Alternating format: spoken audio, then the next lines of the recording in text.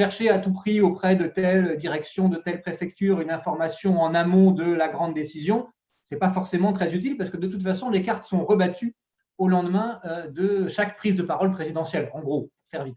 Donc, une frénésie d'informations provisoires n'est pas forcément la meilleure solution. Au mieux de dire, voilà, on attend que telle décision soit prise et à ce moment-là, on pourra en déduire les conséquences. Le rôle d'un dirigeant, ce n'est pas de se transformer justement en ministre de la Santé, en OMS, en directeur général de la santé, etc. Donc, ma forte recommandation, c'est de prendre la parole, y compris pour dire ce que l'on sait au moment où on le sait, donc aussi de dater l'information, c'est un vrai grand sujet, de partager ces questions à défaut de partager toutes les réponses.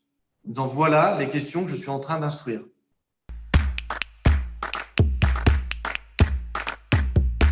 Dans la vie collective de l'entreprise, de l'association, il faut, je pense, stimuler le désir d'information. C'est-à-dire, si j'ai un interlocuteur qui doute, qui a vu telle source, écoute, envoie, on regarde, accueillir la défiance avec bienveillance. C'est-à-dire, au fond, si on fait face à un individu ou à un collectif défiant et que la première chose qu'on lui dit, c'est non, tu as tort d'être défiant, c'est sans doute parce que tu es bête, parce que tu es mal informé, parce que tu n'as pas compris ou parce que tu es mal intentionné, ce n'est pas le meilleur moyen de restaurer la confiance à moyen terme. Et surtout quand on est dans une position, comme on l'est chacun d'entre nous, à l'égard de cette situation de grande ignorance et d'incertitude, eh bien, accueillons la parole interrogative, défiante, de bonne foi, bien entendu, en essayant de voir ce qu'on arrive à en faire et la façon dont on peut partager les informations dont on dispose. Et donc, accepter cette incertitude comme une condition partagée et en faire l'occasion d'un échange autour des différentes sources d'informations et des questions que chacun se pose.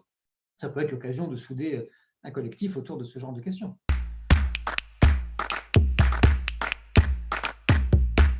C'est un choix, mais je trouve qu'aujourd'hui, former, passer du temps d'éducation, de partage, en tout cas, c'est une hygiène en fait pour moi. C'est quelque chose qui relève de l'hygiène ou du réflexe ou de la routine. Et pour moi, c'est une démarche saine en ce moment parce que ça vient questionner le commun. Ça vient questionner le commun de l'entreprise, comme ça vient questionner le commun de notre société tout entière.